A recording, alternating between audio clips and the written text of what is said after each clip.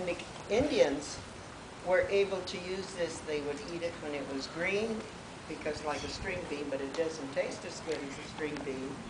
And dry. You'll see some dry beans in the museum. And then your leader will tell you about it, that they could make flour. They would grind it and make flour out of it, and they depended very much on the mesquite, called honey mesquite. I'm not going to pass it around because it has thorns on it, and I just stuck myself with it and it bled a little bit. So if you wanted to have breakfast, you'd go outside, you'd look for the mesquite tree, you'd grab a couple of beans and start chopping down on it. That's what the Indians used to eat for breakfast and lunch.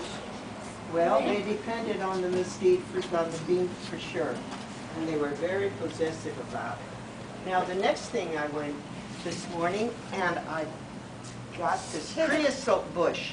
Oh, creosote. The creosote bush. Okay. All right? And they use this, it's like going to a drugstore.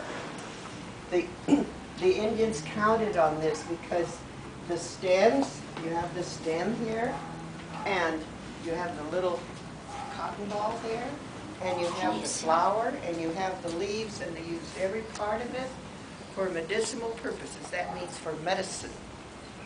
So, and oh, it smells so good. When it rains, it gets wet, and that fragrance is all over the valley.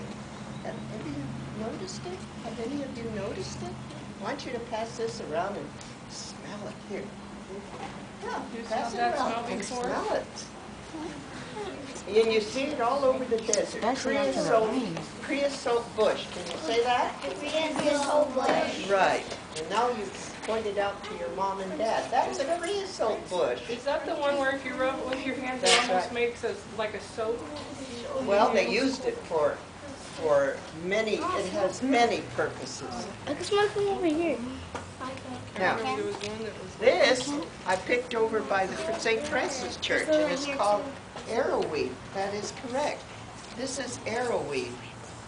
Here, pass that around. Oh, this one has a flower on it. I wanted you to see the flower.